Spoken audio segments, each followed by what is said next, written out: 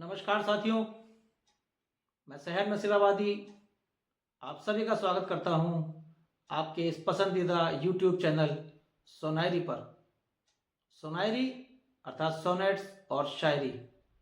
तो इस चैनल पर हम बात करते हैं विलियम शेक्सपियर द्वारा लिखी गई विभिन्न सोनेट्स और उन सोनेट्स का मेरे द्वारा किया गया काव्य अनुवाद। शेक्सपियरन सोनेट है क्या? शेक्सपियरन सोनेट इंग्लिश काव्य लेखन की एक ऐसी विधा है जिसमें 14 मिसरे या पंक्तियां होते हैं। इसमें 4-4 मिसरों के 3 क्वाड्रेंट और 2 मिसरों का एक कपलेट होता है जो इस 14 पंक्ति की काव्य रचना का निर्माण करता है। इसके 3 क्वाड्रेंट में किसी विषय या समस्या को उभारा जाता है और सामान्यतः कपलेट में इसका समाधान प्रस्तुत किया जाता है, जो कि अपनी विलक्षणता के कारण न सिर्फ दिमाग में ज्ञान का विस्फोट कर चमत्कृत कर देता है, वरन ज्ञान चक्षु भी खोल देता है।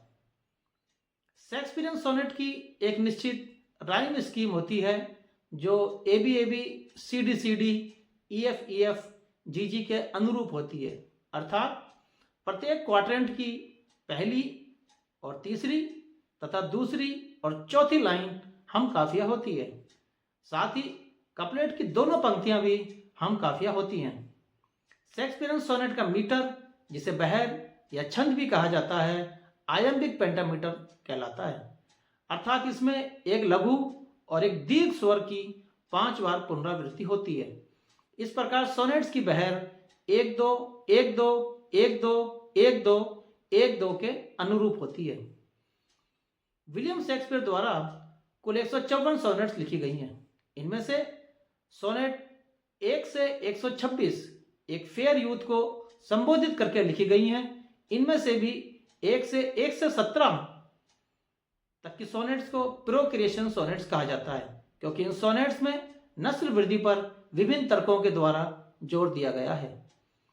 127 से 154 तक की सोनेट्स एक डार्क लेडी को संबोधित करके लिखी गई हैं और इनमें से भी सोनेट संख्या 153 और 154 को क्यूपिड अर्थात पौराणिक ग्रीक के प्रेम के देवता को केंद्र में रखकर लिखी गई हैं। यदि मैं बिना किसी लाग लपेट के कहूं तो इन 154 सोनेट्स में इश्क के हर मुमकिन रंग का दीदार होता है और मुझे नहीं लगता कि इन सोनेट्स के बाद इश्क पर कुछ और लिखने के लिए बाकी भी रह जाता है।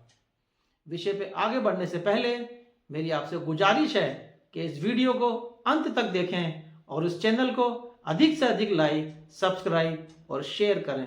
साथ ही कमेंट सेक्शन में वीडियो के बारे में अपने विचार अवश्य प्रकट करें। विलियम शेक्सपियर द्वारा लिखी गई सोनेट संख्या 9 की बात इस वीडियो में हम करते हैं। विलियम शेक्सपियर सोनेट 9 में कहते हैं कि यदि फेयर यूथ इस डर से विवाह नहीं करता और संतान उत्पन्न नहीं करता कि उसकी मृत्यु से कोई औरत विधवा हो जाएगी, तो उसकी मृत्यु से न केवल उसका जीवन समाप्त होगा बल्कि उसकी सुंदरता और गुण भी हमेशा के लिए समाप्त हो जाएंगे। उसकी मृत्यु से पूरी दुनिया ही विधवा हो जाएगी, जबकि वास्तविक विधवा अपने बच्चों में अपनी पति की छवि देखकर खुद को तसल्ली दे सकती है। इसलिए सुंदरता का संचय न करके इसे संतान उत्पत्ति में प्रयुक्त करना चाहिए।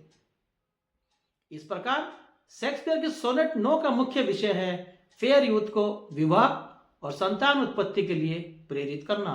यह सोनेट चिंता और शोक के भाव के इर्द गिर्द घूमती है, विशेष रूप से यदि वह व्यक्ति बिना संतान के मर जाए।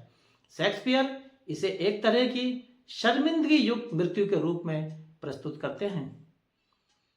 कवि मानते हैं कि मनुष्य का कर्तव्य है कि वह अपनी सुंदरता और गुणों को संतान के रूप में संसार को सौंपे।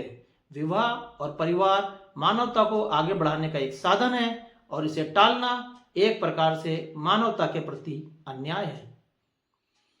अब हम आते हैं विलियम शेक्सपियर की सोनेट 9 के मूल पाठ पर, जो कि इस प्रकार है। Is it for fear to wait a widow's eye that thou consumest thyself in single life? Ah, if thou issueless shall have to die, the world will veil thee like a matless wife. The world will be thy widow and still weep that thou no form of thee hast left behind. When every private widow well may keep by children's eyes her husband's shape in mind. Look, what an unthrift in the world doth spend, shifts but his place, for still the world enjoys it. But beauty's waste hath in the world an end, and kept unused, the user so destroys it. No love towards others in dead bosom sits, that on himself such murderous shame commits.